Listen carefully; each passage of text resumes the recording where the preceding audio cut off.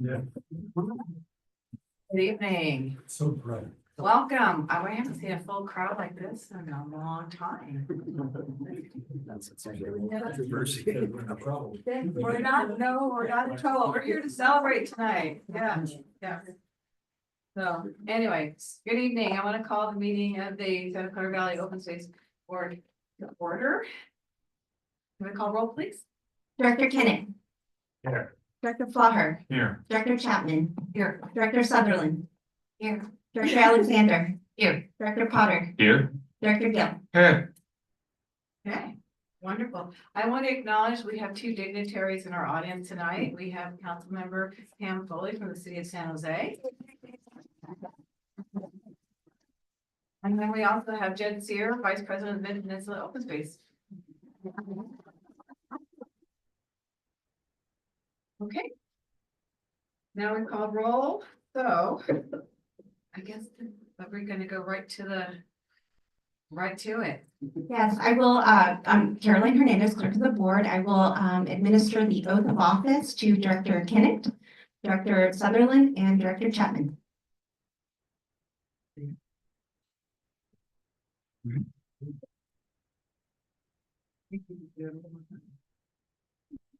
Did you practice?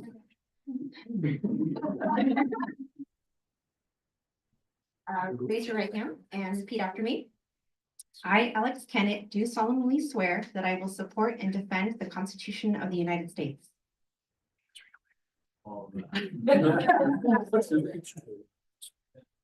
You solemnly swear affirm that I will support to defend the Constitution of the United States and the Constitution of the State of California against all enemies, foreign and domestic, and that I will bear in true faith and allegiance to the Constitution, both the United States and California, and take this obligation freely without any mental reservation or preservation of our evasion, and will faithfully discharge the duties that I am about to.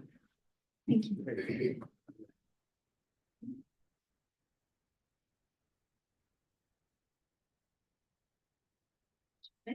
You want to stand and raise your right hand, please. Okay, Repeat after me. okay. I, Helen Chapman, do I, Helen Chapman, do solemnly swear do solemnly swear that I will support and defend the Constitution of the United States that I will support and defend the Constitution of the United States and the Constitution of the State of California and the Constitution of the State of California against all enemies, foreign and domestic, against all enemies, foreign and domestic, that I will bear true faith and allegiance that I will have true faith and allegiance to the Constitution of the United States to the Constitution of the United States and to the Constitution of the State of California, and to the Constitution of the State of California, that I take this obligation freely that I take this obligation freely without any mental reservation without any mental reservation or purpose of evasion, or purpose of evasion, and that I will well and faithfully discharge and I will and faithfully discharge the duties that I'm about to enter. the duties that I'm about to enter. Thank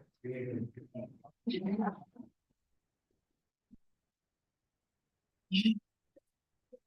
Please raise your right hand. I, Kathy Sutherland, I, Kathy Sutherland, do solemnly swear do solemnly swear that I will support and defend that I will support and defend the Constitution of the United States the Constitution of the United States and the Constitution of the State of California and the Constitution of the State of California against all enemies, against all enemies, foreign and domestic, foreign and domestic, that I will bear true faith that I will bear true faith and allegiance and allegiance to the Constitution of the United States to the Constitution of the United States and the Constitution of the State of California, and the Constitution of the State of California, that I take this obligation freely that I take this obligation freely without any mental reservation without any mental reservation or purpose of evasion, or purpose of evasion, and that I will well and that I will well and faithfully and faithfully discharge the duties I am about to enter. discharge the duties I am about.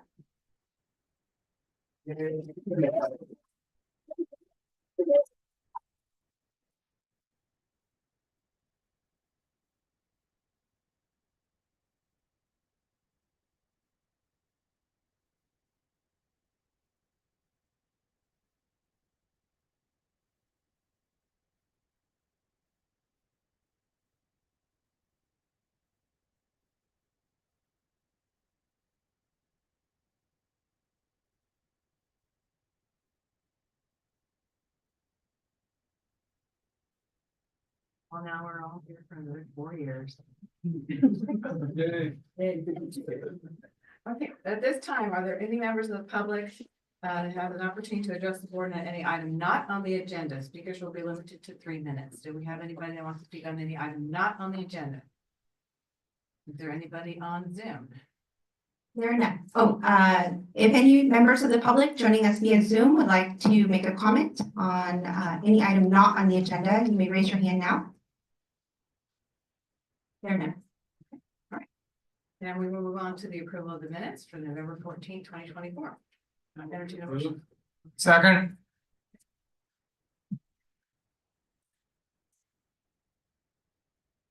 So we have a motion to approve the minutes from November 14th, moved by Director Kennett with a second by Director Gill. Roll. Director Kennett, Yes. Director Flaher, Yes. Director Chapman. Yeah. Director Sutherland, Abstain? Director Alexander, Yes. Director Potter, Yes. Director Gill. Yes. That motion passes unanimously. All right. Now we have the approval of the consent items. Is there any member of the board that wants to pull any item from consent? None? Okay, Approve the consent calendar. okay. A second?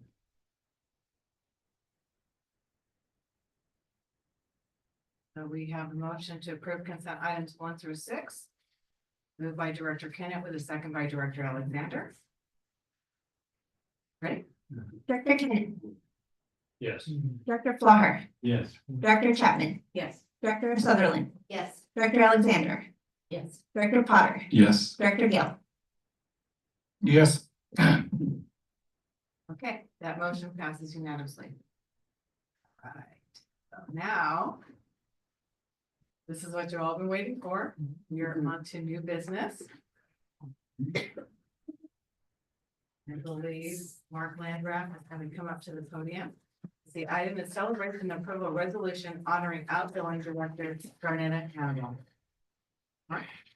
Thank you, Madam Chair. Good evening, directors. Mark Landgraf, Assistant General Manager, and good evening, members of the public. I am going to keep my remarks really brief because I'll bet we have a few people who want to make some comments here.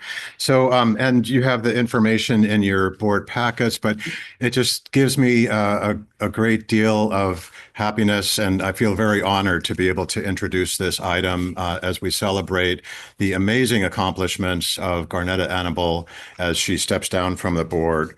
So, as is summarized in your packet, Garnetta served on our board of directors here at the Open Space Authority from 1994 to 2012. She was on the Citizens Advisory Committee from 2013 to 2020, and then again served on our board from 2020 to 2022.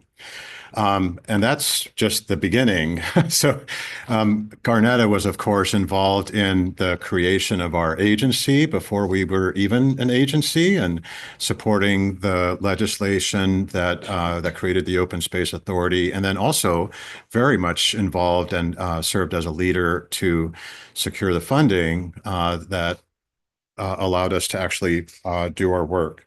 And there's so many other things that Garnetta has been involved in. I'm sure those will come up in remarks that others have made, and some of it is also in the resolution that I'll read here shortly. But Garnetta has just contributed so much that the public benefits from. And before I go ahead and read the resolution, just a couple of very personal comments that I've had the pleasure of working with Garnetta now for a little over a decade, I would say. Even before I began at the Open Space Authority 10 years ago, I was able to work with Garnetta on Measure Q, fundraising for the Open Space Authority. And she's just such a wonderful person to work with. And in addition to being extremely sharp and dedicated and passionate about parks, trails, and open space, Garnetta is just a wonderful human being that makes it very easy to be with her and to enjoy her company, but also learn from her amazing way that she gets things done. So she's just the kind of person that can move mountains, or actually in our case, protect those mountains. because she knows what needs to get done and she knows how to inspire people to bring them along with her to get it completed. So she's just an amazing force of nature and can take credit, I think, for a lot of why the Open Space Authority is where it is today.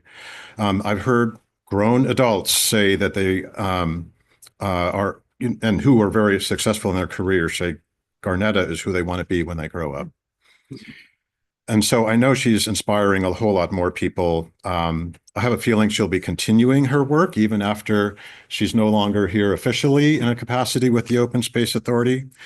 And I'm sure she'll be working in many different ways to continue her support for parks, trails, and open space and providing all those benefits that the public enjoy. So with that, I would like to take this opportunity to read the resolution into the official record. And I have here the official draft resolution. Hey, Rod. So I will read from the official framed draft resolution that is subject to approval by your board. And I'll read that into the record and then I'll pass it back to you. So a resolution of the governing board of the Santa Clara Valley Open Space Authority honoring Garnetta Annabel's service to the Open Space Authority. Whereas Garnetta Annabel served as a member of the Santa Clara Valley Open Space Authority Board of Directors from 1994 to 2012, again from 2022 until her last day as a board member on December 6, 2024. Total of 20 years of service on the board. And whereas Garnetta served as a member of the Citizens Advisory Committee from 2013 to 2022, a period of 9 years, the last 2 years representing Board District 4. And whereas during those 29 years of service, Garnetta has consistently been a strong, effective, inspiring voice for conservation of open space, creation of a connected network of parks and preserves, and equitable public access via an interconnected trail system. And whereas, this goes on for a while, whereas Garnetta was instrumental in the formation of the Open Space Authority, working closely with the County Board of Supervisors, City Council members, and community leaders, and providing leadership for the legislative efforts at the state of California to create the authority, as well as for the campaign to pass its first funding measure. And whereas Garnetta has also significantly contributed to the health, well-being, and quality of life for millions of South Bay residents through her strong advocacy and leadership of numerous parks-related initiatives, including serving on the San Jose-Santa Clara County Joint Open Space Implementation Committee, the Long Range Land Utilization Task Force of 1990. Larry, correct me if I'm getting any of this wrong.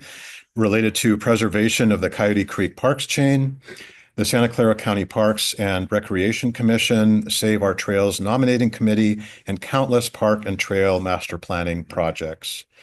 And whereas Garnetta founded and served multiple times on the Yes on Parks Citizens Group to advocate for renewal of the Santa Clara County Parks Charter Fund and helped to form the Citizens for a Livable San Jose organization that created and advocated for a riparian quarter policy for the city of San Jose.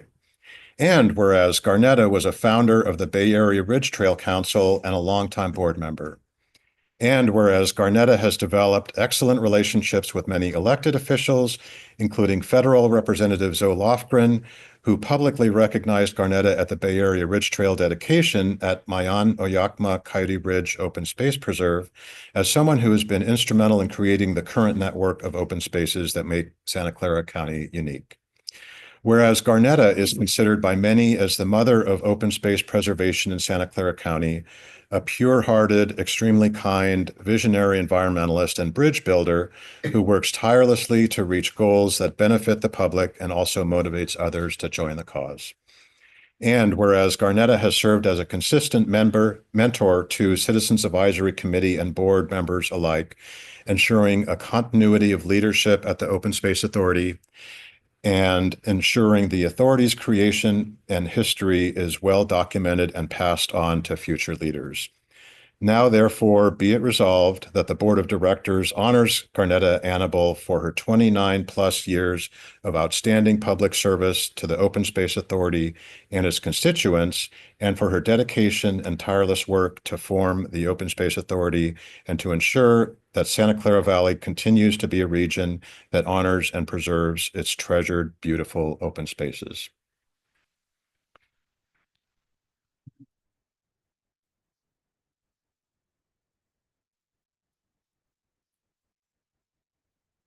So before I pass it back to you, Madam Chair, I just wanted to mention that there is also a commendation on its way from Congresswomen Anna Eshoo and Zoe Lofgren to enter you, Garnetta Annable, into the congressional record officially.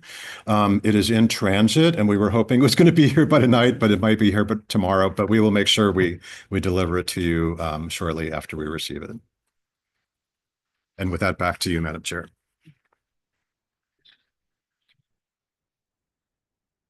Person I would like to invite to the podium is Councilmember Pam Foley, who is here on the behalf of the city of San Jose.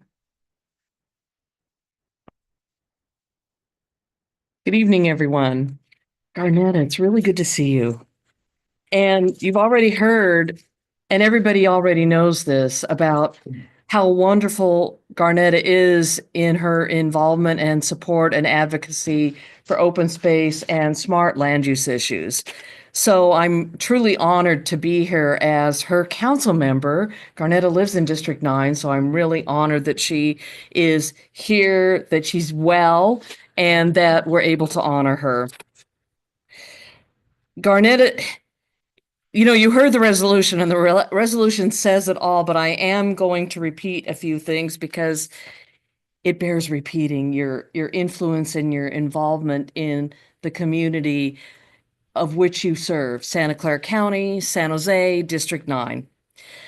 Your vision and advocacy have been instrumental in protecting the natural resources and open spaces that define our region's beauty and vitality. Over 29 remarkable years of leadership, Garnetta has helped preserve more than 25,000 acres of open space, ensuring clean air, thriving wildlife habitats, and accessible landscapes for generations to come. Her efforts in community outreach and volunteer programs have brought people together, fostering partnerships and inspiring countless individuals connect with and protect nature. Garnetta's passion and dedication has not only preserved the natural treasures of the Santa Clara Valley, but have and will continue to inspire future conservationists to carry forward her vision. As I said earlier, she is one of my residents, and when Garnetta comes to a meeting and speaks on an issue, she does so with passion, she's informed, with balance, with patience in speaking to us, and I always listen to what she has to say because she speaks the truth in so many ways, in a way that you open up your ears and say, oh, Garnetta's speaking, I must pay attention. You know, there are people like that in the world. There are a few people like that. Garnetta's one of them. When she talks, everybody listens to what she has to say. So on behalf of the San Jose City Council, we are proudly commend Garnetta Annable for her exceptional contributions and transformative impact on open space preservation. Garnetta, your 29-year legacy is a gift to all of us for years to come. Thank you so much. I'm going to bring you the commendation over there. I can hand it to you personally. Thank you very much. We get a good photo too. I appreciate it. Yeah.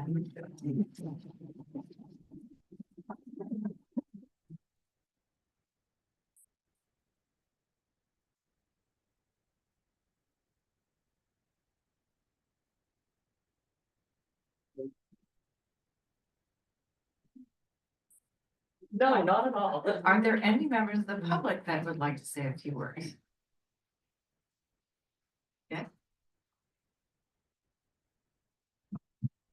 Bring it to you if you'd like. Well, I could do it here. Hi, my name is Jed Sear. I'm on the board of directors for the Mid-Peninsula Regional Open Space District. And I have known Garnetta almost all of her 29 years. Not, day to day or in meetings and so forth, but just a sense that here was a person, and you take a look at her stature, she's a tiny little lady with huge power. It's just fantastic. So it was an opportunity when I got the email that she was being honored tonight. I thought, well, I'd like to pop down and at least stick my nose in the door and say, Garnetta, it has been wonderful. It's fantastic. And I know you will keep it up. And you are a tremendous spur for a number of these folks here. All of them. Thank you very much.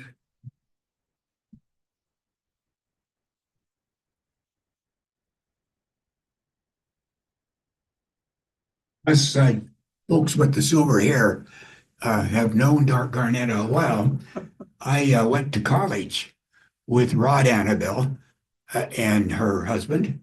And it was through Rod that I met Garnetta, and they helped create the Cambrian Community Council in the late 1970s, the first time Cambrian had a governmental voice other than the supervisor who didn't pay attention very often. But he did after that. She went on to be the favorite appointee of District 4 during my 20 years and after for anything to do with the environment, including serving on the County Parks Commission longer than was legal to serve. And it's not a pleasure at all to be here to wish her into retirement, because I wish she had many, many more years to share. But I can tell you that it's not too bad. You can still stay very, very active in retirement. So, Garnetta, thank you for all you've done. I think back to Rod, and one thing that I'm very sure about Rod, he had good taste in women. I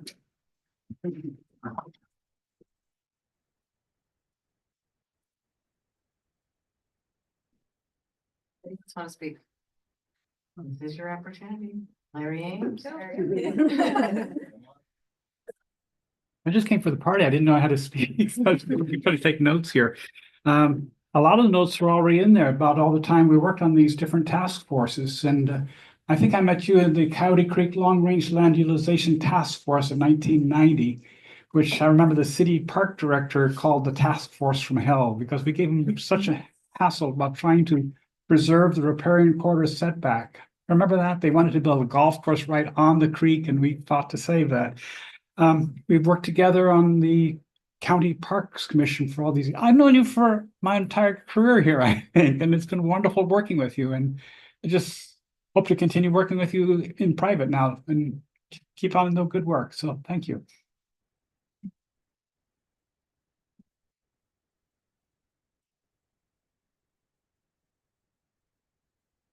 Whether to the public, then I will turn it over. Maybe general manager wants to say a few words before I open up to the board.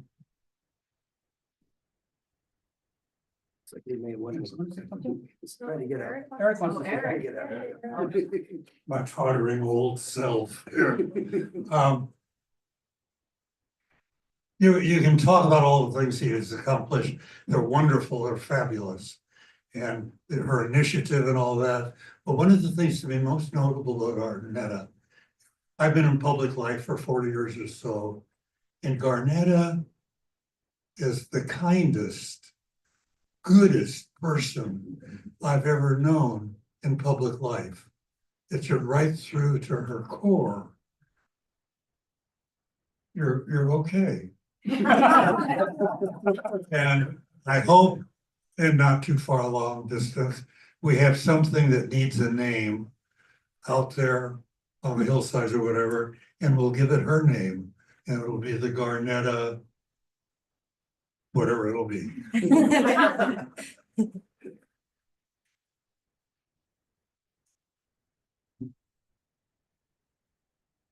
think we have a video that we're gonna show. Okay.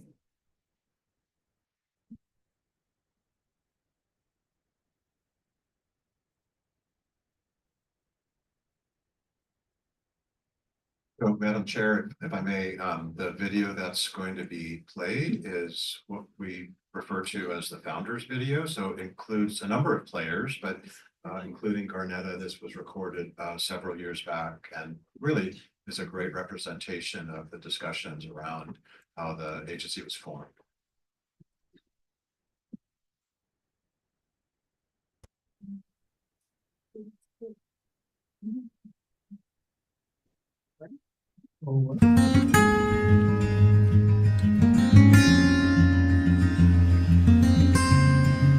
There's something about nature that helps ease our hectic lifestyles.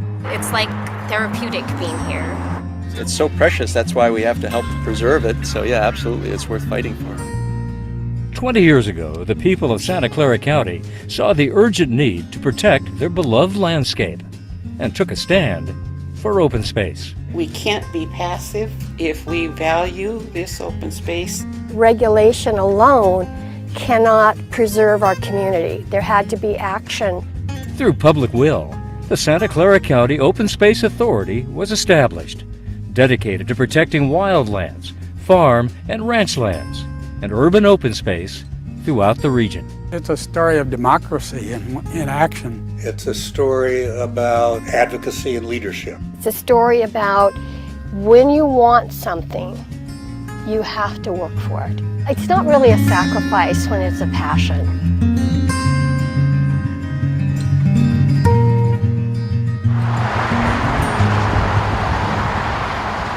The passion that drove the early conservation advocates came from a love for the land and the awareness that it urgently needed protecting. The underlying urgency was the fact that development was occurring all the time. The longer time went by without saving the hillsides, they were going to be lost. If you had any kind of awareness at all, you knew that this was happening in California, one place after another. The County Board of Supervisors initiated a project to determine what the status of open space was and how it could be saved. The recommendation came out that an independent entity with powers and funding should be created. Now we got to get down and do it. There's the recommendation. How do we do that? One by one, a small group of people from diverse backgrounds came together, working toward a common vision. It was mostly just regular people who belonged to organizations and felt very committed and passionate about this. These regular people led an extraordinary effort as they campaigned to create and fund the new agency. But their effort wasn't just about the land itself.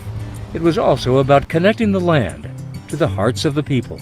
The only thing that preserves land forever is an ethic of conservation. On election night 1993, the group gathered to see if a conservation ethic had taken root. We were all around yakking and talking, and as the votes kept coming in, we kept just saying, cheering and just having a great time.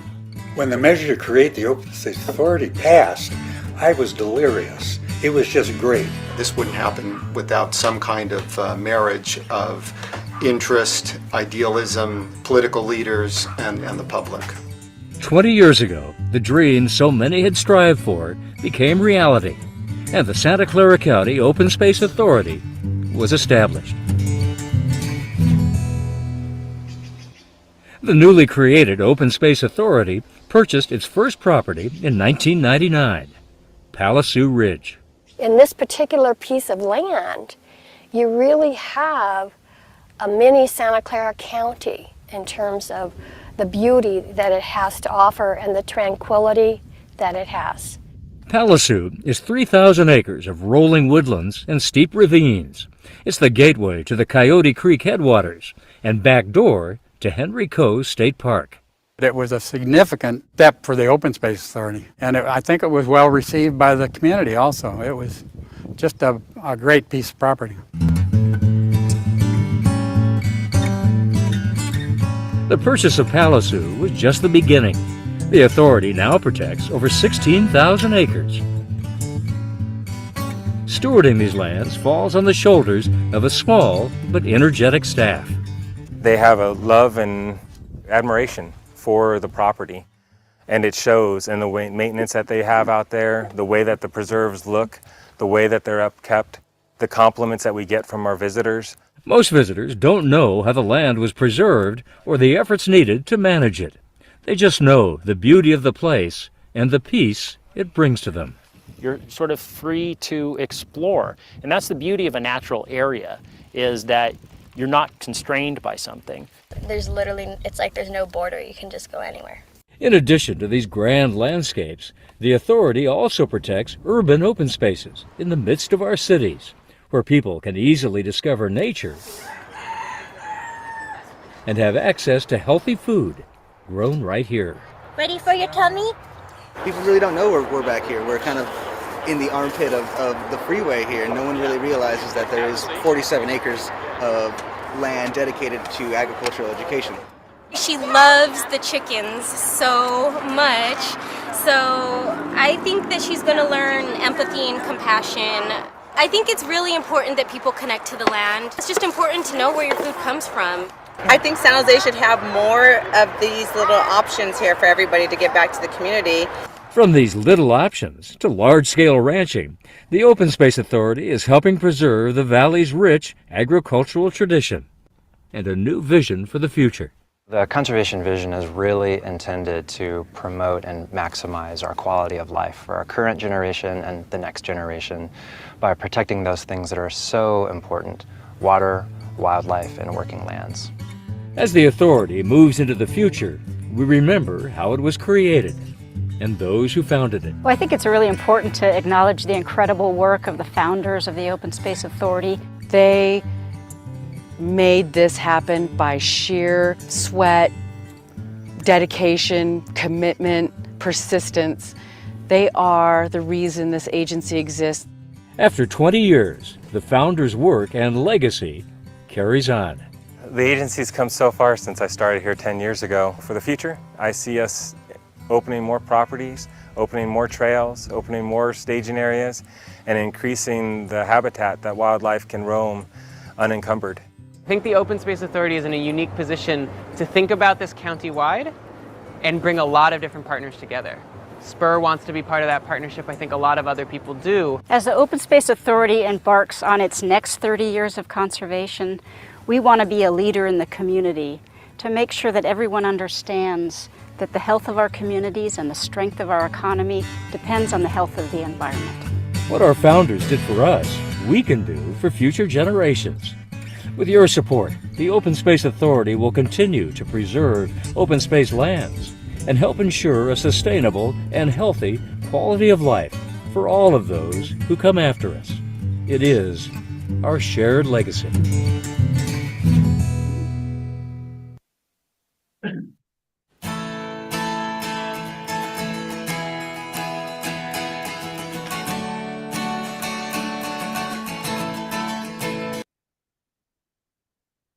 In this pause, I want to say we have had a terrific staff. All the time we've been working here all together, the staff you have just been terrific in taking your ideas, desires, and wishes and turning them into, dare I say, concrete reality. I want to say thank you. And that's a perfect segue. General Manager, like to say a few words. Thank you, Madam Chair. Really just on behalf of all of the staff here at the Open Space Authority, we join with the Board of Directors, the Citizens Advisory Committee members who are here this evening to honor Garnetta Annabelle's almost 30 years, 3 decades of public service to the Open Space Authority. As Mark had said a minute ago, in so many ways, I think of Garnetta as the mother of open space here in Santa Clara Valley. And having Jed Sear here tonight makes me think of those days of Mary Davy, Garnetta, the strong women of the Santa Clara Valley, just as the strong women across the San Francisco Bay Area who've had such a strong hand in conserving the San Francisco Bay Area. You know, there really wasn't a time that Garnetta wasn't involved in the formation and the evolution of this very special district. From her tireless efforts over many years to get legislation passed, to form the agency, to all the subsequent efforts to secure dedicated funding to make sure we have the resources necessary to actually implement our mission. There simply would not be an open space authority here in the Santa Clara Valley without Garnetta Annable. It's been my honor to serve as her general manager and to work with her and learn from her. She is the keeper and steward of our history. She is the keeper of the flame. She has mentored CAC and board members alike, generously passing on lessons learned and her wisdom. And she ensures that this agency continues to attract board and CAC members who are passionate about and dedicated to public service, preserving open space, parks, habitat, agriculture that are so important to this valley's history, culture, and future. And so, Garnetta, on behalf of all of us here on staff, thank you.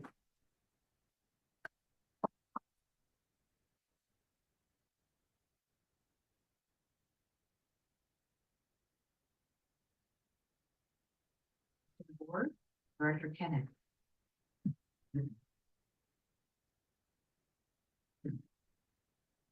I wonder if you remember this the way I do. I remember when I was first sworn in 110 years ago. Now I'm finally a senior member of the board, through the longest serving.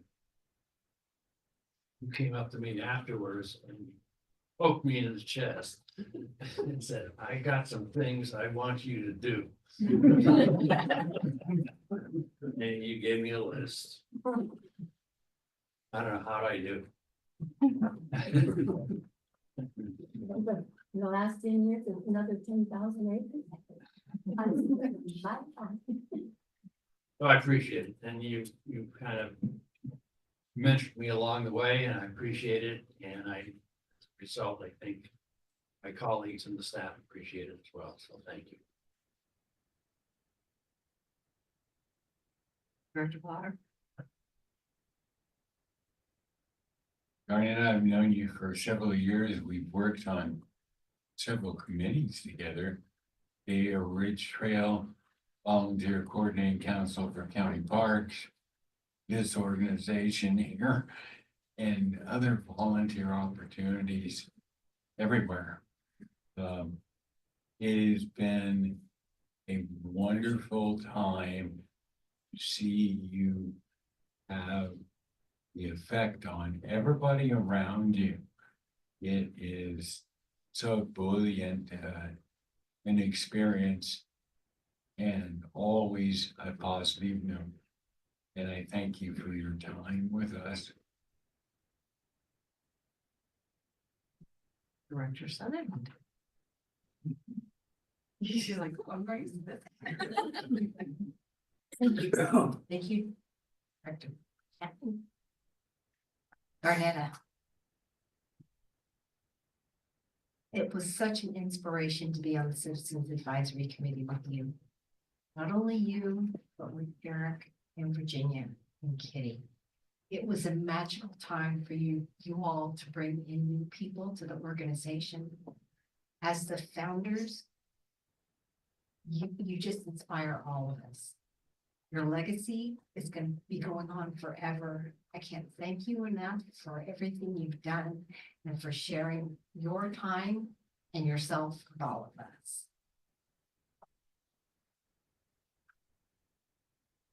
Director Gill?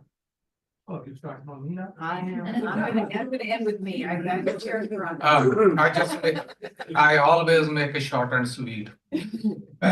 Garnetta, you serve more than 29 years and have consistently been a strong, effective, and inspiring voice for open space. But not only that, you always offered your service to mentor citizen advisory committee members and board members as well. It has been a pleasure to working with you, and we will really miss your presence. You will be remembered for your noble works. God bless you and good luck for your next endeavors. Thank you. Director Potter. Thank you, Madam Chair. So all of these things are amazing, Garnetta. This is just one aspect of the things that you do, having gotten to know you. So it's pretty spectacular to have been a county staffer and go to the Cambrian Community Council and staff that, and where your strong presence was felt. I appreciate that you took me under your wing as a newly appointed board member, and I really learned so much. She will protect that mountain as long as there's a trail easement associated with it, because that's what I learned right away. The trail network must be one parcel at a time. You're really a force multiplier, and I also got to experience the advocacy of the Park Charter Fund when I was a staffer, and your work there. And for those that don't know, that the county executives never want to give up a piece of the county budget, but they couldn't say no to the coalition that Garnetta helped pull together and lead to keep extending a dedicated slice for parks. So thank you for all of that, and you've been such a great role model and friend and hard worker. I'm excited that this next stint of your service on the CAC is about to start. Thank you so much. Yes, I also was wondering if there were any openings on the CAC. I'll have to check on that. So I second what's been said. I so appreciate you, Garnetta, all that you've done to preserve open space in Santa Clara County. I appreciate your institutional knowledge and your thoughtful questions. I also personally want to thank you for being a mentor and for encouraging me to be more involved in the community where we live, in the Cambrian Community Council, in the Citizens Advisory Committee, and then later with the board. I thank you very much. Garnetta, we all stand on shoulders, people before us. I think I'm standing on yours because you have provided the bedrock for the advocacy for the environment that we critically need. It's been a pleasure and an absolute joy to work with you on the board. You filled a seat when we needed it. You came back to us. You have provided so much guidance and insight to the board, to the staff. I don't think we could have done this without you. And it's been my pleasure tonight to make you feel loved and supported. And I think the amount of people in the audience today, I hope you're feeling that. Now, we all miss you, and thank you so much. I have a little token for you, but let's take our glasses and let's toast to Garnetta. Cheers. Garnetta, you're here.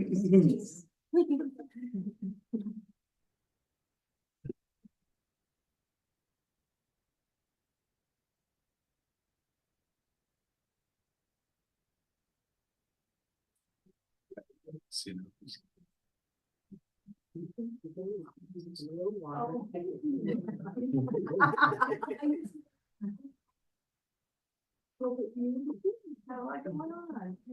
Anyway, thank you, everybody. Yes. Now for the rebuttal. I'll do it from here. I'm going to ask a couple of people to step forward. Rod, you would mind stepping up? Don, you would mind? Eric? This is gonna be expensive. Take a while for some of us to get up here.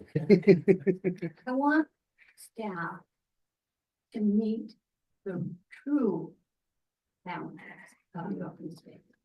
These are the folks who worked in planning, worked on the board of supervisors for 20 years, probably, in time, in terms of coming up with the idea that, hey, we need to have an open space. Hey, we need to have a really good trail plan, Don with the trails and pathway, Eric with the planning, Rod sitting at the helm with board of supervisors. These folks are the ones that wrote it. And I just happened to stick my nose in. Said to Ron, you creating the Cambridge Community Council. And when it came to saving open space, I just learned that your first political act was as homeowner association, saving a park in Saratoga. So all of us have had a lifetime passion for preserving. And I want you folks, young people, to see the generation that came up with the idea. And Andrew done a tremendous job of taking us in the last 13, right? And just making us the kind of credible organization that Post has donated and contributed to preservation of Coyote Valley. I don't think there were another person at the helm here that they would have the confidence that you and the staff that you put together made that. And to the board, I want to say it was an honor to be asked to come back, take Dorsey's seat. It just, it's. You see, whatever she receives, how quick she shares, and it's real. Just So I want to thank you all very much, and especially folks who came out on a rainy, cold night to join us. Allison and the AC, and thank you, and thank you, staff members, for putting together a beautiful and awesome.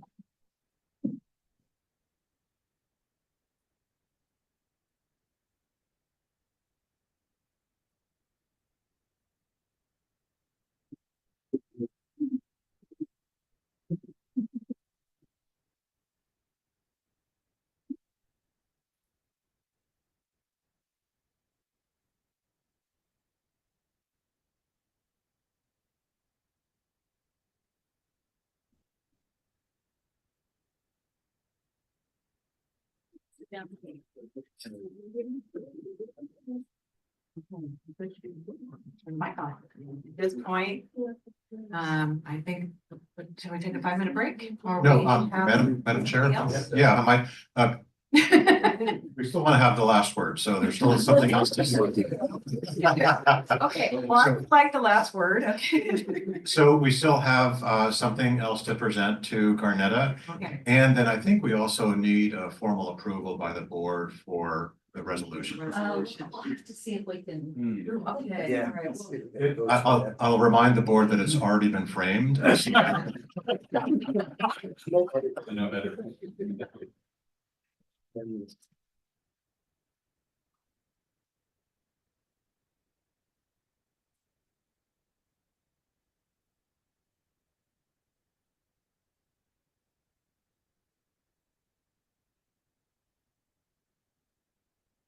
So Garnetta, or we'll do it this way around. As a small token of the incredible service that you've provided to the Open Space Authority over 3 decades and more, we present you with this framed photo.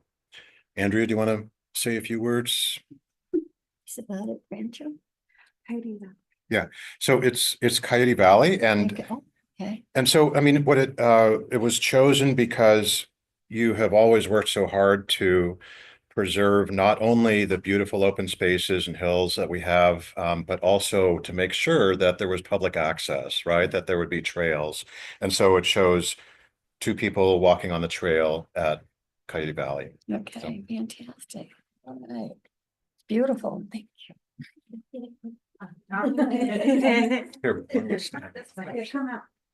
Any of them want to take a picture? Yeah. And then we'll take more pictures. I was gonna say that. I think that's a little. Okay. The leg is just. All right. All right.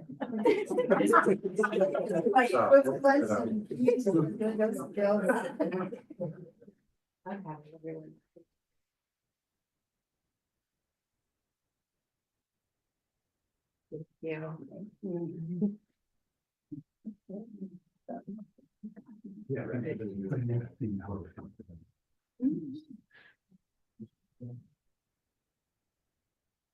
Okay, so now this is the time where we need to make a motion. Who would like to make the motion? May I, Madam Chair, as Garnetta's longest-serving mentee, preserve, prevent a roast from starting prematurely, I'd like to make the motion to approve the resolution. Second. Okay. So we have a motion to approve the resolution honoring outgoing Director Garnetta Admiral, moved by Director Kennett with a second by Director Flaher. Call roll? Director Kennett, Yes. Director Flaher, Yes. Director Chapman, My pleasure, yes. Director Sutherland. Yes. Director Alexander, Absolutely. Director Potter, Yes. Director Gill. Yes. That motion passes unanimously. Now.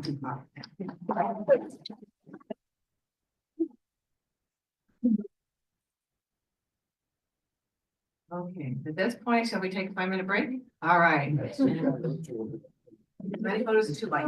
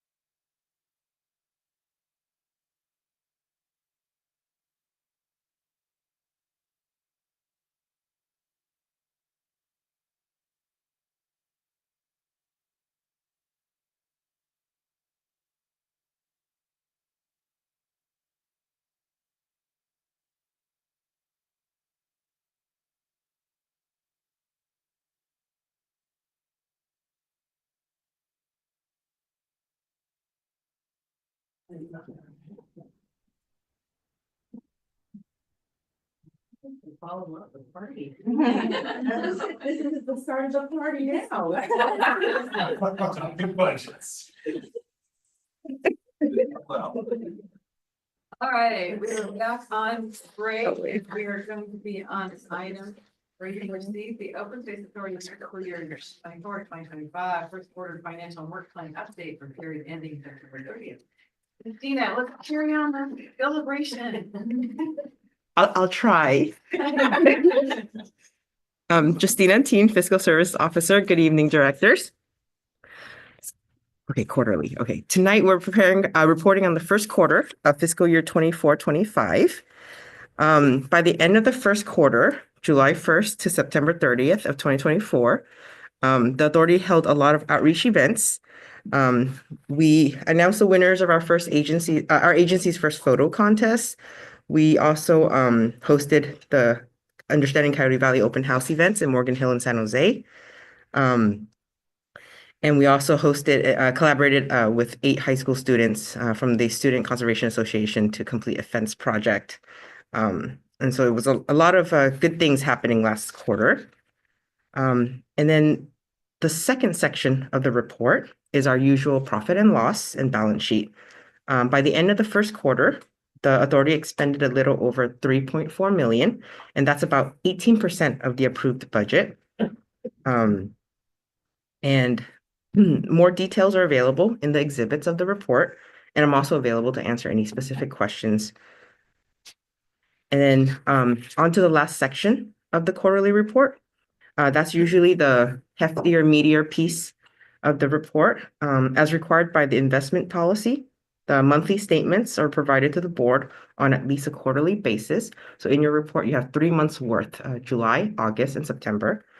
And as of September 30th of 2024, the total market value was approximately $14.9 million. And we incurred about $3,657 in management fee with Chandler Asset Management, our financial advisor. And overall, the portfolio is generating a decent yield to maturity rate of 3.23%. That is down from last quarter of a 3.57, but that's in line with the rest of the market with interest rates kind of trending downward. But overall, our portfolio is still pretty healthy. When we initially invested, it was $14 million. And so the market value today, it's about 14.9. And over time, we still collect the coupon rates, the dividends from that 2 times a year. But any specific questions about the quarterly report? This is an informational item. Questions? Do we have any public comment? No questions? All right. Thank you very much. Thank you.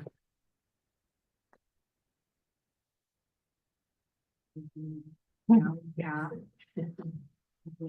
This is an action item. Yes. Okay, so the annual expenditure plan status report for fiscal year 2023-2024, Justina. Thank you, Justina Teen, Fiscal Service Officer again. Good evening, directors. Tonight, we are presenting the annual expenditure plan status report for Measure Q and Measure T for fiscal year 23-24. So as required by both the expenditure plans, an annual status report is to be provided to the board on or before January 1st of each fiscal year. And so here we are tonight providing the status. The report in your packet covers the revenues that we received and expenditures spent from July 1st of 2023 to June 30th of 2024, as well as a report of the project status as of June 30th, 24.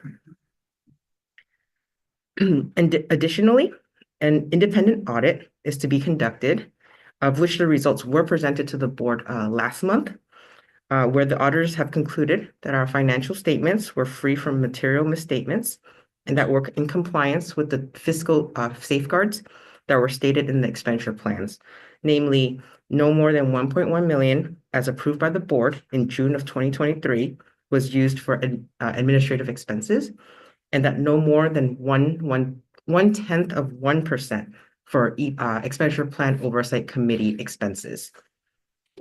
That 0.1% typically per year averages about like around 8,000 a year for the committee's activity costs. So each year, the financial audit and the status report is also presented to the expenditure plan oversight committee. The EPOC reviews these reports and they provide an independent review of the transactions, and then they submit an oversight report to the board with their recommendations. So kind of to recap, last fiscal year, the agency received approximately 7.9 million in net parcel tax revenues. And for that same period, fiscal year July to June, the agency recorded a total of approximately 7.28 million of expenditures between Measure Q and Measure T approved projects and grant disbursements. We have additional information about the major expense categories, the breakdown of these by categories, as well as the budget versus actual for each parcel tax funds that can be found in section 1 of that report. And then section 2 of the report summarizes all the active projects funded by the 2 measures. And the projects are grouped by expenditure plan categories 1 through 4, 1 being namely about protecting working lands and acquisitions. Expenditure plan category 2 covers most of the water resources projects, restoration, and one of our largest expenditure plan categories is opening and maintaining open space preserves, providing environmental educational programs. And then the last one is the urban grant program, the grant program that we award back to the community. And there is a sample project detail page to kind of quickly show the board, the oversight committee, as well as any members of the public on how to read these project details. Each page, we track each project in our financial system in Acumatica. We track all the staff time costs and material hard costs associated with the project. And it kind of shows the historical as well, how much we spent to date and how much we spent in the fiscal year.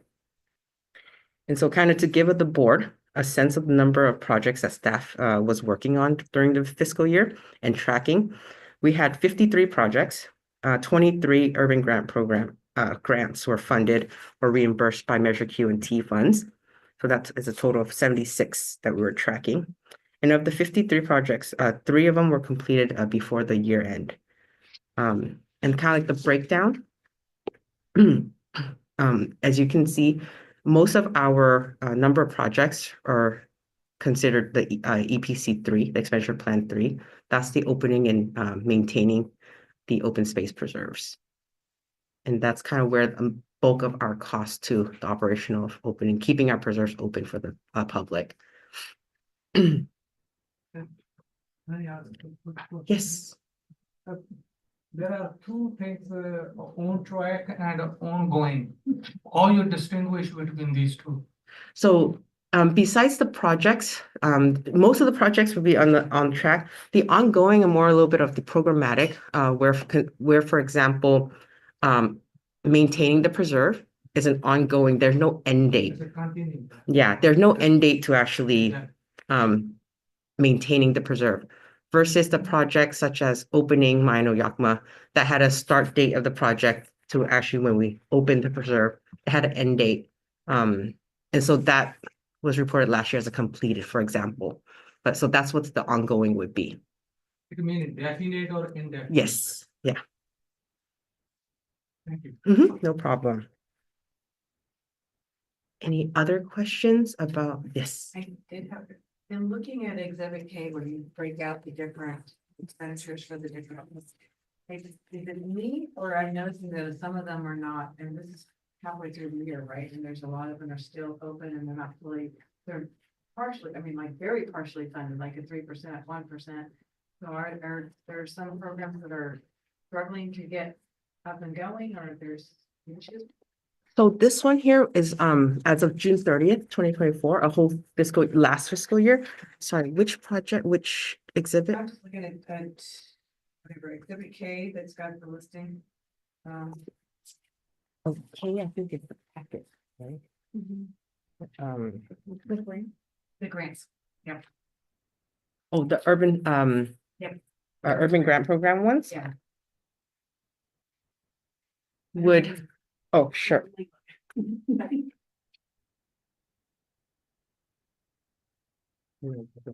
Chair, do you have the page number? I don't have a page number.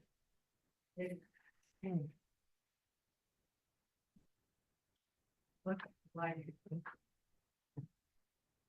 Yeah, okay, yes, same So, page page 25, at least in of the report, yes. of the report, what I have.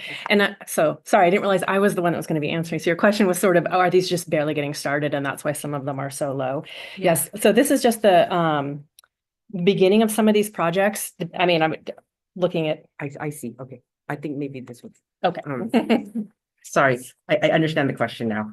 So the percentages is kind of showing in last fiscal year, we dispersed a total of 868,000. And then the percentages is of that grant. For example, grant 6 to the city of San Jose, that disbursement that we dispersed was 29% of that 868. So these aren't progress reports of the grant itself, if that helps clarify. It's just the kind of the makeup, the breakdown of how much that 868 is. Okay, but there's some that are zero, so does that mean, That they didn't request any disbursements during the fiscal year. okay. Yeah. I just want to make, I think you know where I'm going with this, is to make sure that, you know, like, we're clear on the new grant cycle and make sure that if there's a problem with the grantee or fulfilling the purpose and intent of what they requested, if you're noticing any challenges. Yeah, thank you, through the chair. No specific challenges. There were a few that took a little longer than normal to get off the road, or, you know, get started under the grant agreement. Partly, if you recall, there were a couple that were partial funded that we then needed to go back and double check what the scope was gonna be and that sort of thing. So that added a couple of months at least to some of those projects. So I don't have the list in front of me, but I'm guessing those are the ones that are in that zero category. But there's no known, you know, issue or problem with the grant team at all. Okay, thank you. Yes, and just to further clarify, so the section that the chair was in, that was just only for the current fiscal year, the disbursement. Near towards the end, on page 95 of the report, there's actually a balance of the entire program itself of every grant, how much it was awarded, how much it has been dispersed in total, and what the remaining balance is of the grant. So that might give some insight into the health of the grant, or the progress of the grant. Yes, better word, sorry. Thank you. Yep, no problem. But are there any other questions? I noticed, also reading. Between, the expenditures, budgeted. Both Q and T, we underspent. About $5.3 million, which is great. Can that $5.3 million be used anywhere, or does it still have to be earmarked for it to be specific? So it still needs to remain within for eligible Measure Q and Measure T expenses. Within those, that it can be spent anywhere within those measures. Yes, yes. But there are certain projects that we do earmark for, like, for example, capital projects. We don't just take away, it kind of needs to keep going. Yeah.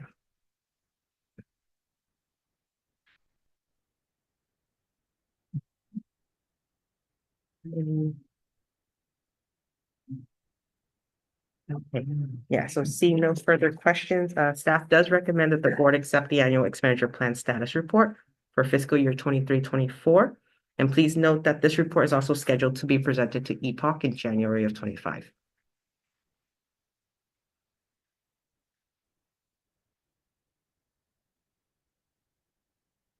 Action item? Yes. Move to approve. Okay. Second.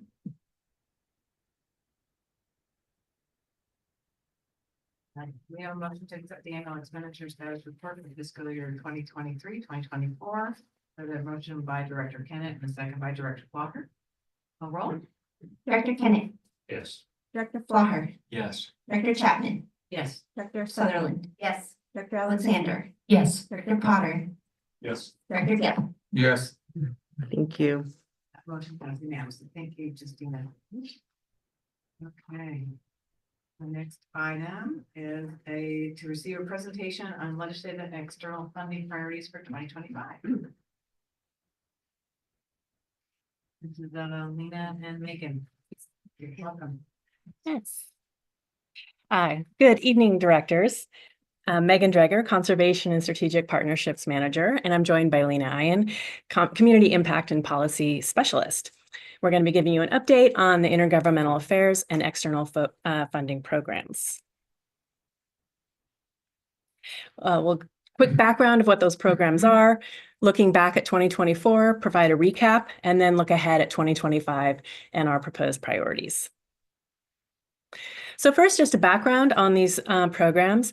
Intergovernmental relations is a lot of different things, but some of what we focus on the most are listed here, which is external funding. It's one of the big priorities, of course, and one of the reasons we combine this presentation tonight, that it's funding and intergovernmental relations. Intergovernmental relations also has a big emphasis on relationship building, and want to also just acknowledge and thank the board for all of your engagement in that relationship building with all of your contacts and keeping us all connected. The program also, we participate in a lot of collaborative efforts for various things, as well as a lot of policy focus on many, many different things.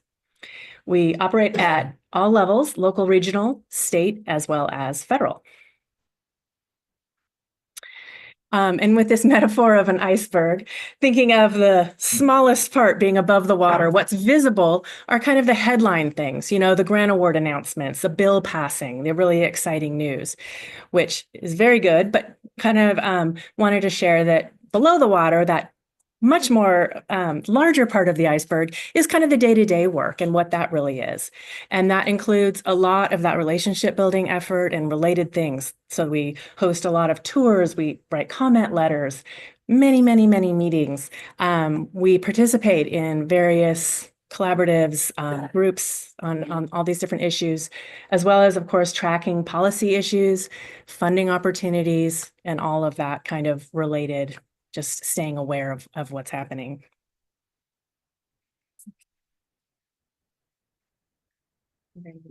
Slide, but that's okay. Good evening, directors. Lena Ian, Community Impact and Policy Specialist. So to start off, just before we dive into the calendar, want to acknowledge some of the highlights from 2024 as they relate to policy. So first, we will talk about this a number of times throughout the presentation, but the passage of Prop 4 was a significant for the state and for the Open Space Authority specifically. Again, we'll talk more about that in future slides. Also want to acknowledge the passage of Assembly Bill 2682, which, as you may recall, was the bill to make amendments to the Open Space Authority Enabling Act. Also, the passage of Assembly Bill 1889, or the Room to Roam Act, which will require local governments to incorporate wildlife connectivity into the conservation element of their general plans moving forward. We also hosted or co-hosted a climate bond listening session alongside Assemblymember Eduardo Garcia and a number of other partners and stakeholders.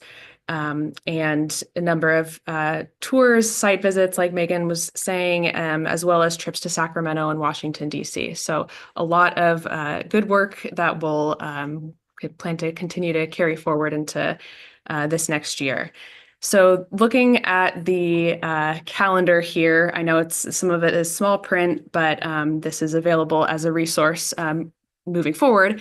I just want to call out a couple of key dates and deadlines. So starting with at the city level with San Jose, for the budget process, priority discussions will begin in February, followed by the budget message in March, the mayor's budget message, and then moving into proposed budgets, study sessions, initial public hearings in May, and then a final deadline for the budget being adopted, June 17th. Then at the state level, budget process begins with the governor's budget proposal on January 10th, followed by committees, subcommittees, a May revision, and then ultimately the legislators' unified budget passage on June 15th, given the start of the fiscal year on July 1st. And just to acknowledge on this slide, The dashed lines are the fiscal years, and then the bars are acknowledging the legislative sessions. So for both state and federal, the legislative terms have 2 one-year sessions. The state legislature convenes in January, and the first major deadline is the introduction of new bills in February. Bills must leave the first house by June 6th, and the last day for the legislature to pass bills is September 12th, and then the governor has 30 days to sign or veto those bills. And lastly, for federal, the 119th session of Congress will begin on January 3rd. That budget process will start in February with the president's proposed budget, followed by committee hearings and the final budget resolution from Congress on April 1st. Then it will go to appropriations committees, and the House and Senate will have to approve all 13 spending bills by June 30th.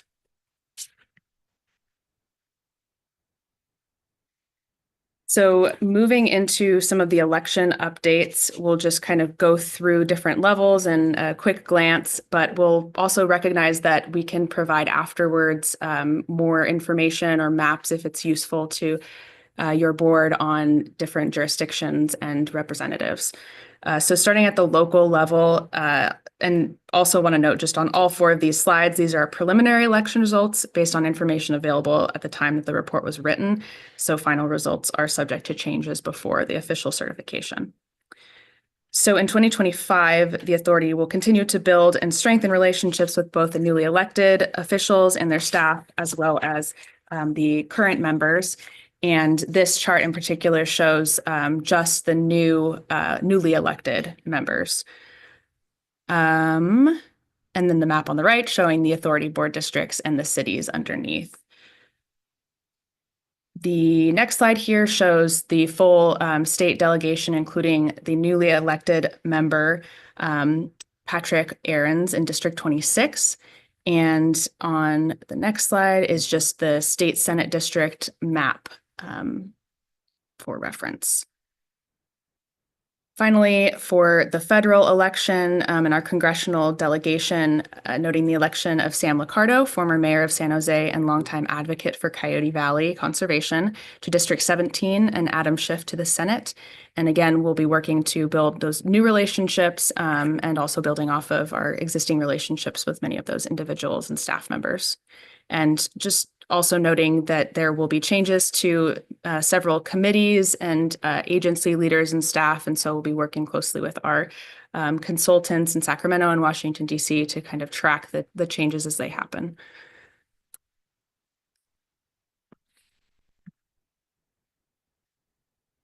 All right, talking about funding, which, as we mentioned, is one of the big priorities of our intergovernmental relations efforts. This slide is showing our grant funding of all time.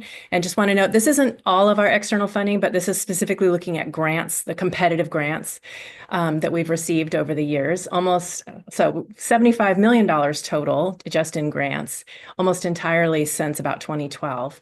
And you can see in the colors of green over there on the left that this is majority of this is clearly from public sources. More than half of it is, well more than half of it's from the state. So that's, again, one of the reasons why the funding efforts and intergovernmental relations, we work so closely together. This is a slide of some of our funders. Not all of them are current. This is looking back, but just to give you a sense of the variety of public agencies that we've worked with and been funded by over the years. Everything from local, state, and again, up to the federal level.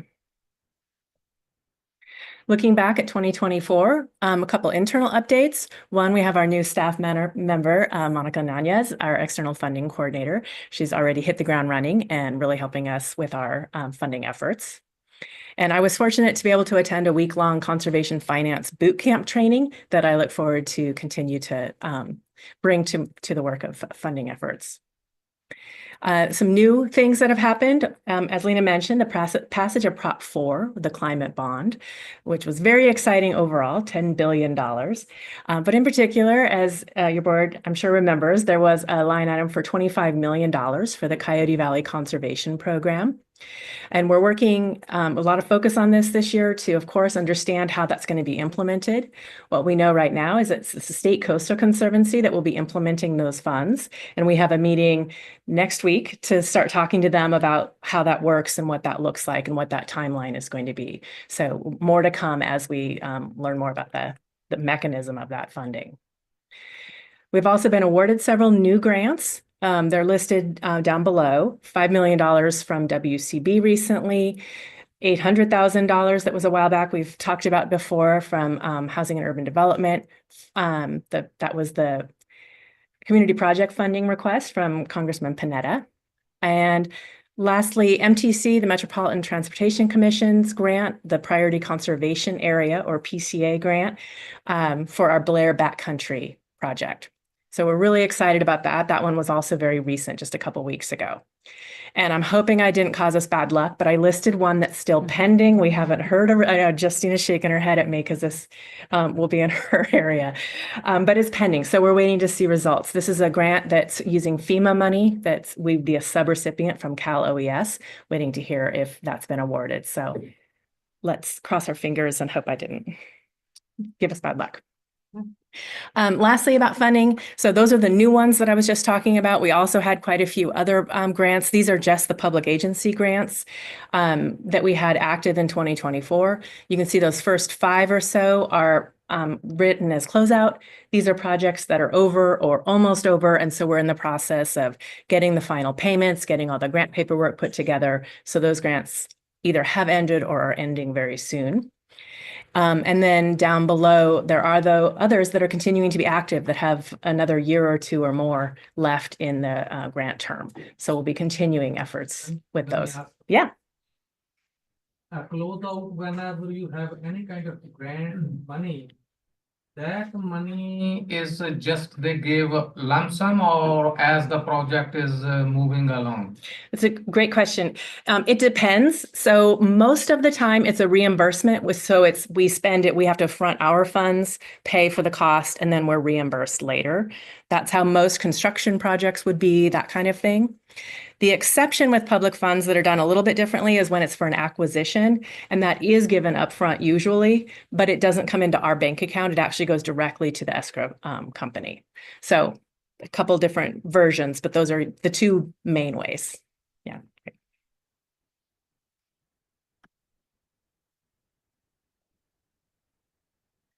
All right, so the final stretch, moving into proposed priorities for 2025, starting at the local and regional level. We will continue to participate in a number of local and regional working groups and collaboratives. Just to name a few, the Santa Clara County Climate Collaborative and its urban forestry working group within that, or the Urban Forestry Alliance, Cities of San Jose's Community Forest Advisory Committee, and a number of other groups. Also, just ongoing collaboration with local tribes, including the Muwekma Ohlone tribe of the San Francisco Bay Area, Yamamutsun tribe, and Tamian Nation, as well as our local community-based organizations and public agencies whose work and missions align with the authorities. So with that, for funding priorities, as Megan was mentioning, continuing to manage and implement the grant funding, as well as supporting city and county budget allocations, especially in areas related to parks, environmental education, urban greening, and other related areas. For policy, promoting the City of San Jose's natural and working lands element of Climate Smart San Jose, which was accepted by the City Council in 2023 and will be incorporated into the Climate Smart Plan this spring, we've been told. Continuing to support implementation of new and existing policies that protect natural and working lands, and as a part of that, working together to address some of the unintended consequences from past policies, like those that are encouraging sprawl development in certain areas, and so working closely with staff across different jurisdictions on that. More broadly, encouraging continued cross-jurisdictional and cross-departmental collaboration on land use planning moving forward, and supporting the integration of conservation and climate goals into regional and local planning, especially for housing, renewable energy, and other community needs. And lastly, again, urban forestry and especially nature-based solutions for climate resilience and biodiversity. Moving into state priorities or proposed priorities. We will continue to work with Pacific Policy Group or PPG for consulting services. And had, as we do every year, met with them last month to strategize and discuss kind of the wins and losses from last year and what our approach will be moving forward into this year.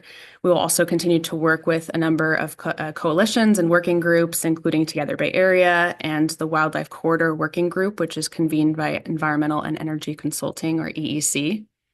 As Megan has already talked about, Prop 4 implementation will be a huge focus for the Coyote Valley Conservation Program funding in particular. Also continuing to support exploration of new and stable funding for stewardship and maintenance and budget allocations to especially the State Coastal Conservancy and Wildlife Conservation Board. For policy, we will continue to promote the state's 30 by 30 initiative and the Natural and Working Lands Climate Smart strategy, and again, especially the prioritization of nature-based solutions within those plans. Supporting policy to integrate wildlife connectivity infrastructure into transportation and other planning projects, and supporting efforts to streamline permitting processes as a part of the Gutting the Green Tape initiative. Promoting, like I said in the previous slide, at the local level, also at the state level, that collaborative and integrated policy development, especially as it relates to housing and renewable energy and other land use matters, and working with state agencies and encouraging that collaboration between agencies to address these important needs. And lastly, supporting policies that support organizational capacity for special districts, financial sustainability, and workforce development. Lastly, at the federal level, again, continuing to implement and manage grant funding that we've received. We'll continue to work with our consultants, Townsend Public Affairs for consulting services, and again, had a strategy meeting with them to inform these proposed priorities. As the new administration takes shape, we will be looking to continue strengthening relationships, especially with the career level staff and key departments, and communicating with our representatives about opportunities to collaborate, if there are ways that we can connect with them, especially at a local level, encourage them to come out and participate and get to know the constituents together with us more, trying to take advantage of those opportunities, especially in the coming years. As it relates to funding, I mentioned the grant implementation, also supporting funding for key programs, including the Land and Water Conservation Fund, and important for policy at the policy level is supporting special district eligibility in the Farm Bill, something we've been working on the last 2 years and will continue in the coming year. And with that, I think feedback and questions.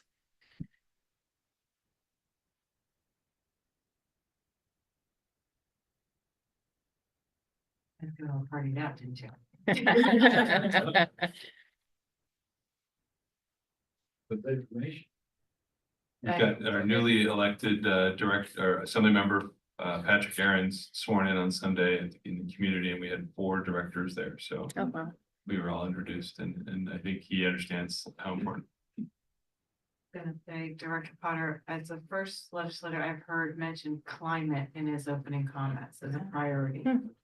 Great. So I thought that was pretty exciting. I also know 2 staffers, there's scheduler for Councilmember Davis, will be working for Margaret Abbey Koga. And the other person, it's gone out on the top of my head, is gonna be working for Gail Pellerin. Who used to work for Deb Davis? Yes, Mary Ann just got a job with Gail Pellerin's office. So that is good news. So we'll have some connectivity with those 2 new. Yeah. Well, thank you. This is an awesome presentation. I'm already getting excited to roll up my sleeves for the next 4 years because there's going to be a lot of work coming. And this is delved out and how we can make that master plan go forward. And took a note of because I'm not going to be in the office anymore to watch how the climate smart goes. To make sure that we ping the new council member to make sure that Natural Working Lands gets incorporated. So it is 2025 spring, March, yes. Okay. All right, well, thank you. Any other questions? This is information like, right? Yeah. Is there any public comment? Okay, other questions? All right, thank you. Thank you.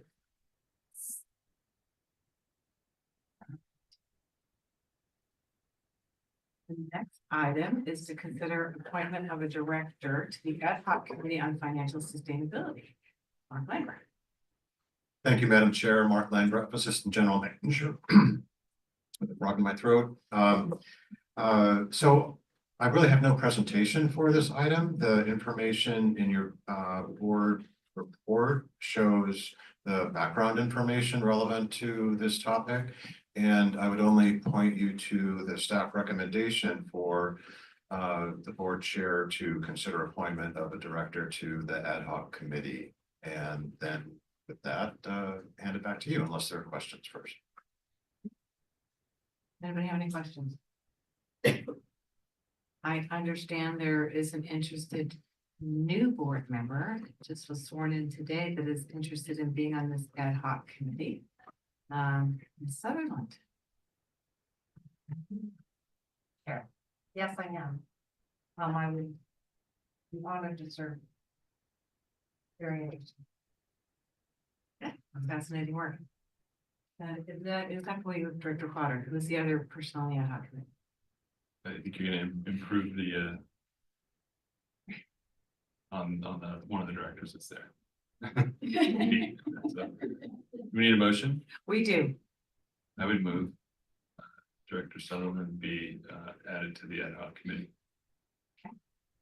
Second.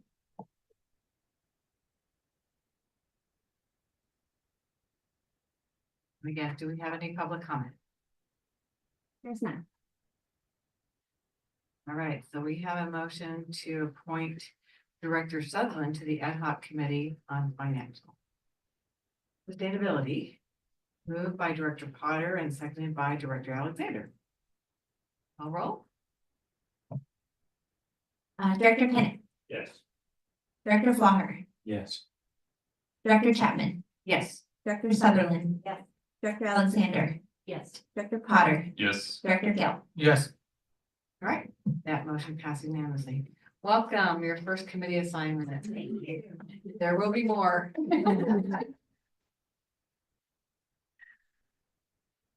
All right, now we are on item 7, which is the authorization, the general manager, assistant general manager, and deputy conservation manager to negotiate with R. Jeffrey Martin and Patrick Martin, and I'm not going to read all the APN numbers, or APNs, Good evening, directors. Isabella Preston, Real Property Coordinator. There is no discussion associated with this item. It's a show on the agenda. We do need a motion. I'll move. Second. Okay.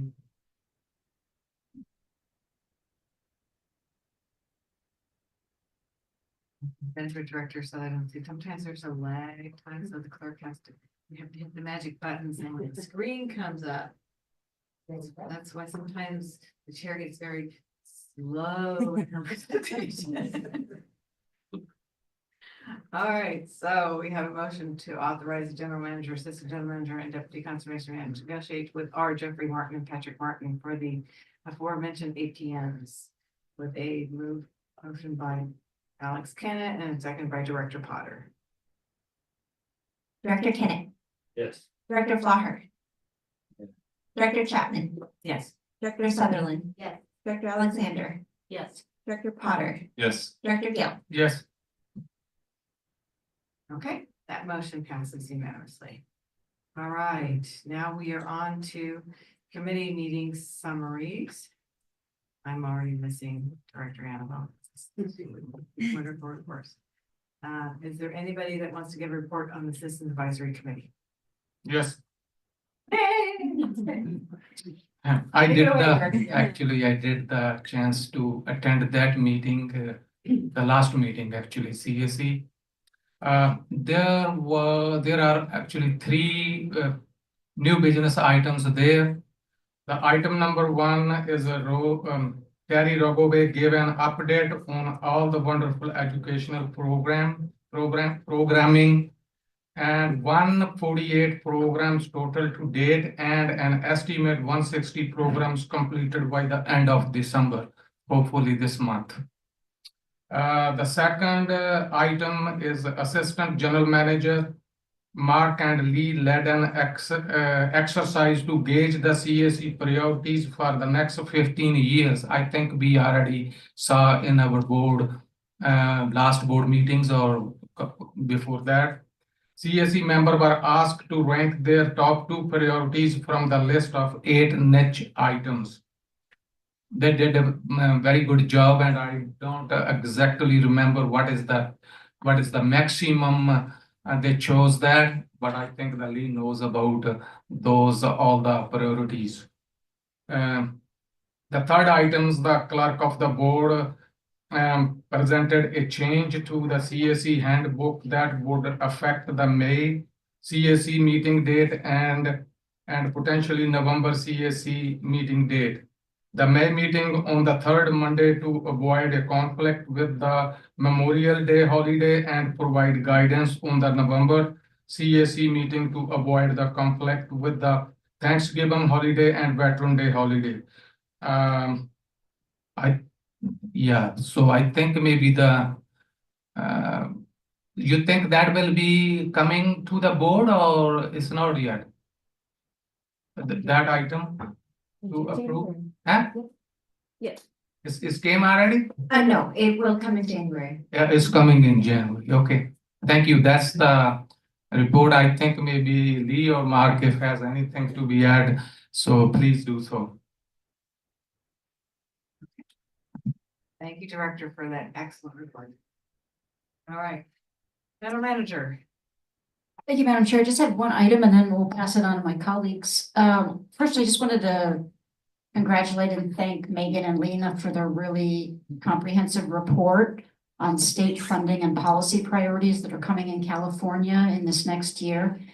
And one of the reasons I think it's right on is because I'm just coming from a 4-day retreat at Piscinas Ranch in San Benito County that was sponsored by a private foundation called the Volgenau Climate Initiative and the state of California that teamed up together to bring 30 people together, state agency, top-level staff who've been setting climate targets for the state, principally for natural and working lands, members from the Air Resources Board and the California Department of Food and Agriculture. So 30 people came together to try and figure out how to accelerate investment and getting projects out the door as quickly as possible, especially in these last 2 years of the Newsom administration. And so we're going to be seeing a lot of activity in 2025, not only accelerating the distribution of Prop 4 funds like Megan and Lena talked about, but also finding ways to implement something called AB 1757, which is setting these climate targets for natural and working lands and figuring out where the money's going to come from.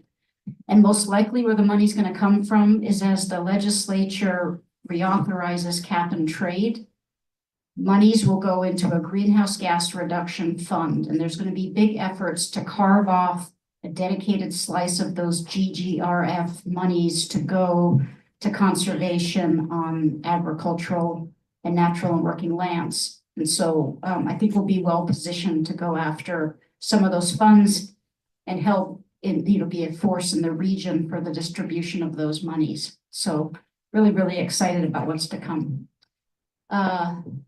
Lee and Mark, do you have anything more? Yeah, good evening again, directors. Just briefly wanted to mention that this morning, our public information officer, Charlotte Graham, led a tour of Cuydy Valley for the communications department counterparts at the Mid-Peninsula Open Space District. So we had about 5 staff members from the Open Space District come and hear about the work that we do in Cuydy Valley and overall throughout our jurisdiction, but especially how we message those, and heard back from from them on, any differences that they might use for their messaging. It was a really good exchange. We learned from each other and agreed to have regular meetings between the communications departments with the two agencies. And I wanted to point out, Monica Nunez participated in the tour as well. She's here in the audience, and yeah, just it's really successful. Derek, Lucas, anything to report out tonight? No? Megan? Good evening, Directors. Elizabeth Loretto, Administrative Operations Manager. Just one really quick update for you all to be aware of, with the Christmas and New Year's holiday season and lots of partners closing offices, etc. We will be keeping the Las Colinas facilities closed to the public from December 23rd through January 3rd. Staff will still be working, obviously we'll be out in our preserves, and administrative staff will continue to check mail and phones and all of that, but in the modern era, we can do phones from other locations, so we will be stretching a little more flexibility there and reducing some staff time.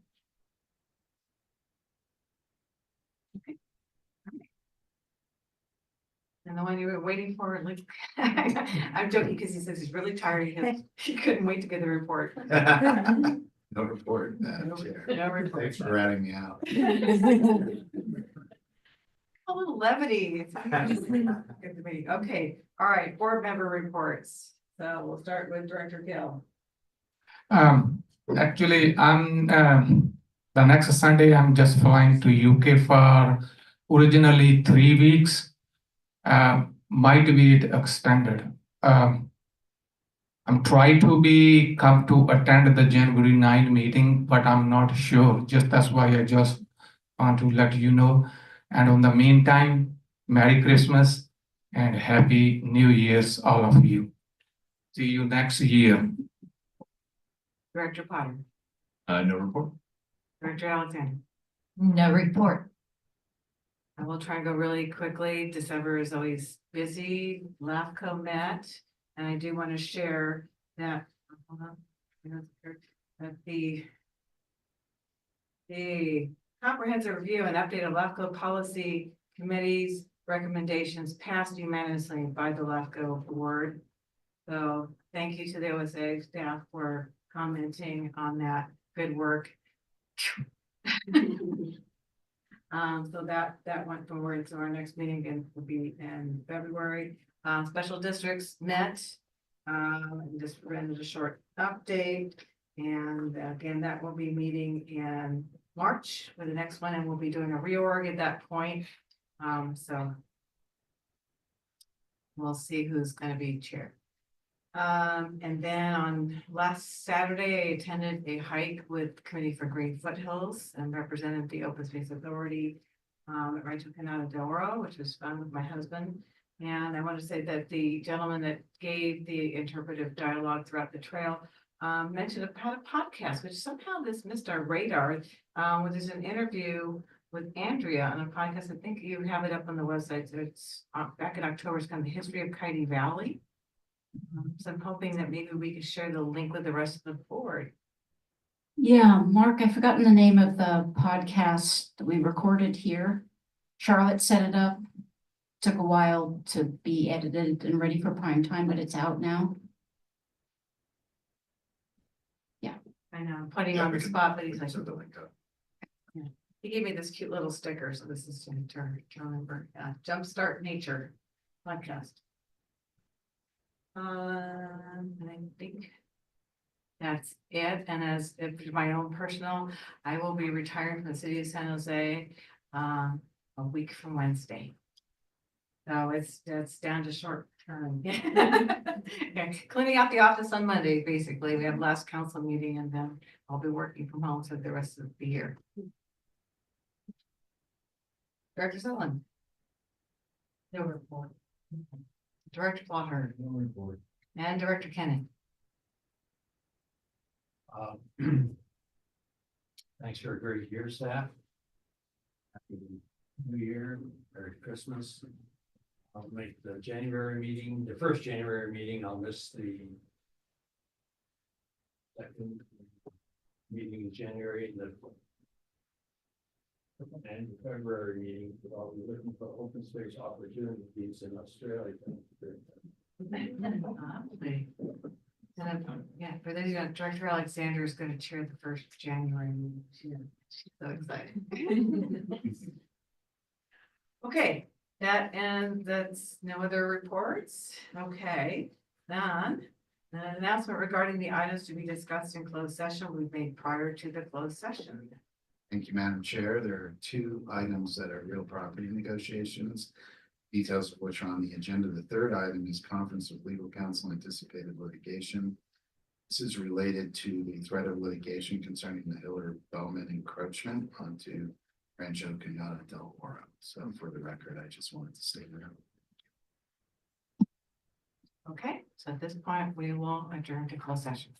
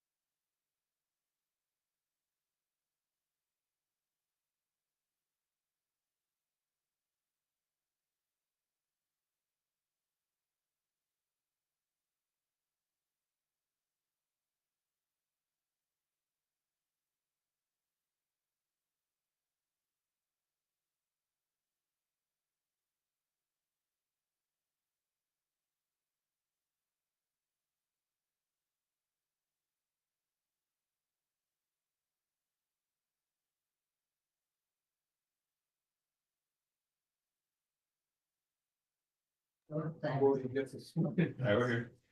All right. We are back from closed session. Are there any reportable items? No reportable actions. Okay, thank you, legal. All right, with that, we're formally adjourned.